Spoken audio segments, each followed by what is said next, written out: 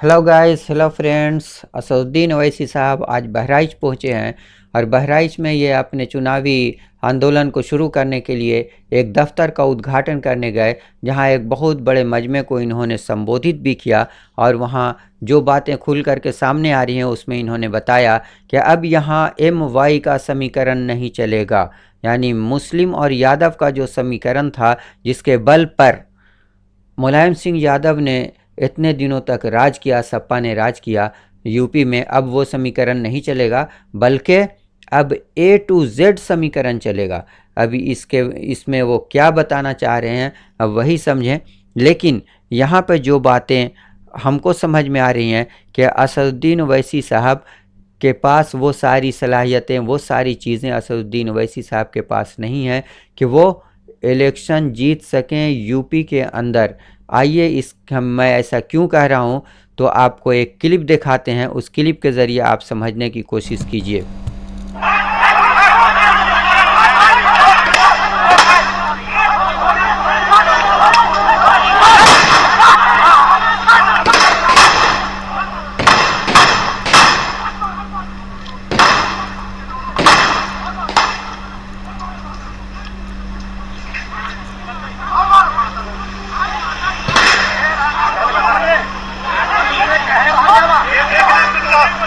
चलो उठान का लेके जाओ।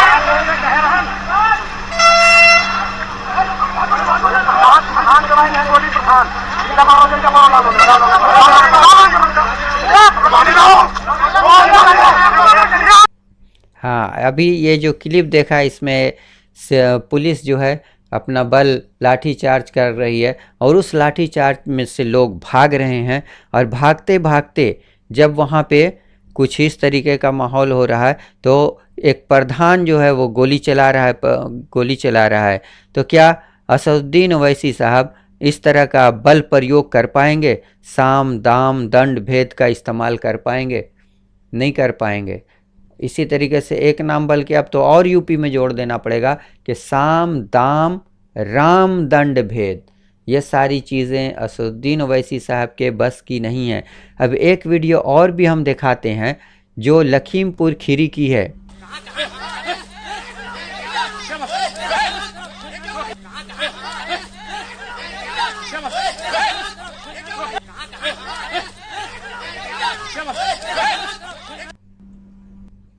ये सपा के ब्लॉक प्रमुख उम्मीदवार रितु सिंह के प्रस्तावक बनने ये औरत जा रही थी और वो औरत को लोग वहाँ तक जाने नहीं दे रहे थे, वो रास्ते में ही उसकी साड़ी पकड़ के खींच लिए।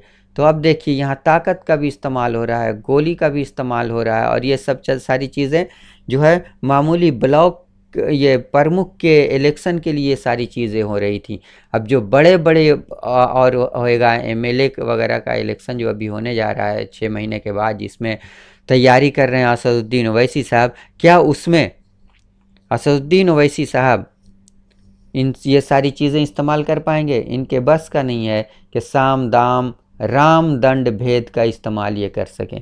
तो ऐसी हालत में तो बहुत मुश्किल नज़र आता है कि असदुद्दीन ओवैसी साहब जीत सकें, जबकि इनका फार्मूला ये है, ये बता रहे हैं कि हम यूपी में सिर्फ इसलिए आए हैं ताकि यतीम बच्चों की मदद कर सकें, बेवाओं की मदद कर सकें, जो कोविड-19 में जो जिनके पति मर गए, जिनके पिता मर गए, तो ऐसे छोटे छोटे बच्चों का, ऐसी बेवा औरतों का हम मदद करने आए हैं। हमारा मकसद यहाँ इलेक्शन के ज़रिए पैसे कमाना नहीं है, बल्कि हम लोगों की मदद करने आए हैं।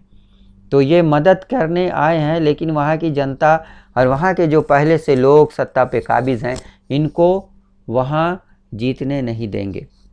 ये एकदम वाज़ेह और साफ बात है। जो वहाँ पे पहले से लोग रह रहे हैं वो नहीं जीतने की उनके अंदर सलाहियत है अभी के मौजूदा सरकार और मौजूदा हालात में। तो आगे क्या होगा अल्लाह जाने। Okay, thank you, bye bye.